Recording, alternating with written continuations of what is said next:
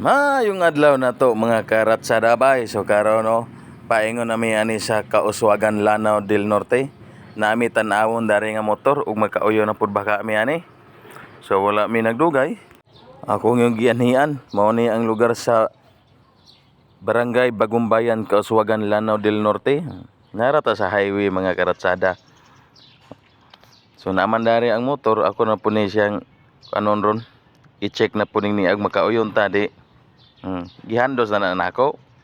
Ako na ni suring-suringon na po doon ug unsa na po bikay ang motor. Nakagasto din tani mga karatsada og 30,000 kining lang nga motor. So ako nang gituyok-tuyok na po niya kung sa bikil niya suga naman din niya yuhunon. Og nauyunan man gyud nako. Di ako na po ning giandam nga amo na po ning ikarga sa akong multicab. Unya dong alpe. Diya ka sa pikas giato na ning ikarga. Kay nagkasinabot ang buta sa tagihan ning niya. Tuwa na, ginahin na nagkarga, i-plaster na naron. Kay idadon na ni og tang. Og iandam na ang pisi, kaya itong hiktan, kaya para dili gayon ni siya, makaikyas sa atong sakyanan, no? So, dagang salamat.